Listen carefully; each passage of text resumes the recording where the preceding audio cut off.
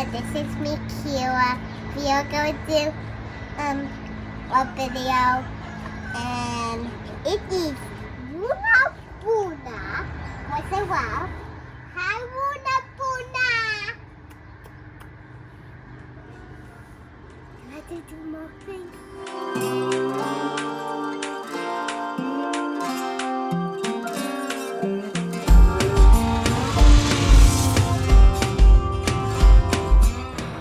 Welcome to Tour Hollow Farm. Today we're going to be talking about how camels can survive in winter at our farm.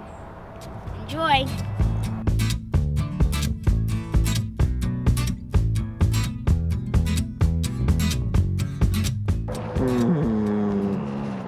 What are you doing? So as you can see, Luna has majorly grown some fiber. So she is pretty toasty right now. And all of this will just shed off of her in the spring. And she will have short hair like this down here. But what she does in order to stay warm is she like folds up like a transformer when she cushes. So her legs, which aren't as insulated, are pretty well insulated. And then she tucks her face under and into straw. So I guess that's how she kind of puts herself to bed. I think they welcome her because she's fuzzy. What is she doing? She's just being frisky, like wiggling. So when the pigs come out and go to bed, they have stalls in the barn. Luna usually sleeps right on that little corner on the edge these days. Otherwise, she'll sleep right against the wall in here and put her head right in that bucket of... Wait a minute, so she sleeps outside? Currently, yeah. So once it gets below like probably like 25 degrees, she'll go inside. And she probably would be fine outside, but she's been such a huge investment for us monetarily and then emotionally as a member of our family that we won't, you know, mess with that at all. So we don't want her, you know, to be in a position where she's freezing cold, even though the lambs and the alpacas, that doesn't bother them at all. It can be below zero and they're fine. So so is there a misconception that camels live in hot climate only and they are not comfortable in winter? Absolutely. Here?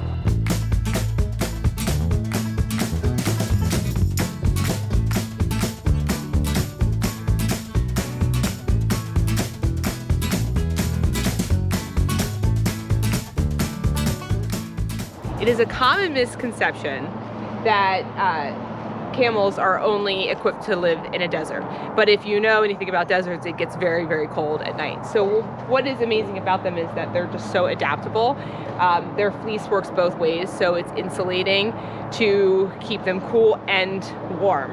And now that she is exposed to cold, cold, cold, her fiber is really keeping her warm at this point. So once it starts to warm up in the spring, she'll lose all of that and her fiber will work to keep her cool. A lot of camels live in Australia, for instance, and it gets very, very cold there. So even in lots of places around the world, obviously it's cold. Bactrians are also really well known to, they've been historically known as being better in the cold.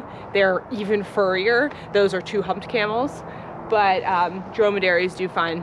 So she's just adapting to her environment as she would if she were in a desert.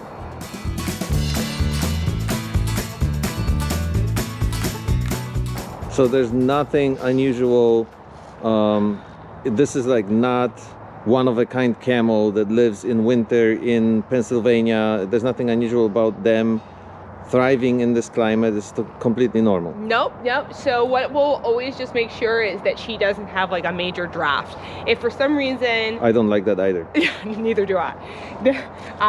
If for some reason it was like super windy and snow was like blowing in, you know, to where she was, we would just put her inside. But we can't really nor do you really want to heat a barn. It can actually make them sick because of the moisture that gets caught in a barn. It could also burn down easier. It would also make her not as able to adapt and be able to stay warm outside when she's outside. So you actually want her to let her body grow its fiber and do its job in terms of insulating, and then her getting used to the cold.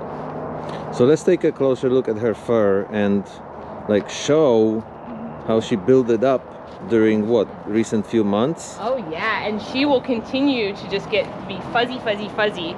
So you can tell when we first got her, it was like that long. So she's grown that much.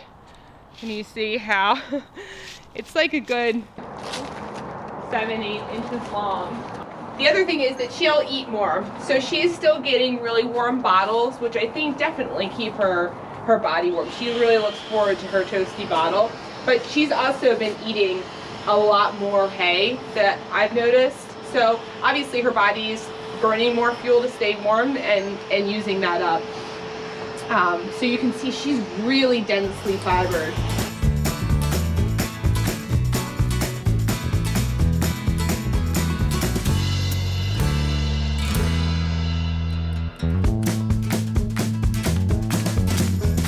So the problem with putting Luna into the barn at night is that she doesn't want to be there. She really associates herself as part of the herd here.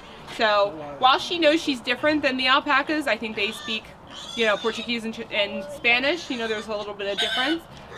She still thinks of herself as part of the herd. So when we try to separate her and put her in here, which it's not that it's any warmer in here, it's just there's no draft. We have the windows shut off. So we would have the pigs come in here and they bury themselves in this straw.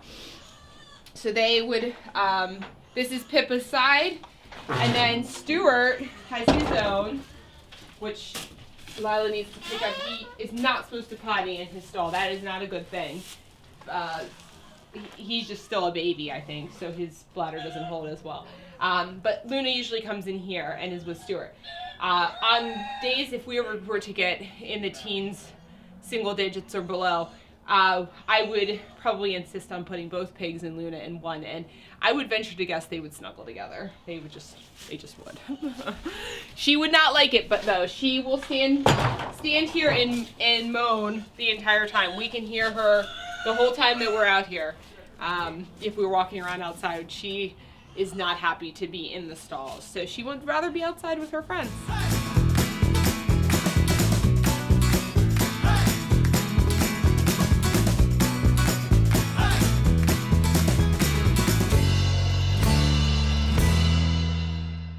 Is she your camel? Yeah, I very like her, and this is a farm, and I very like it.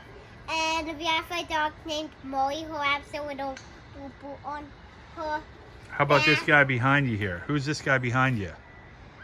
Oh, that's a cow, and he has big feet. He is maybe. What's his name?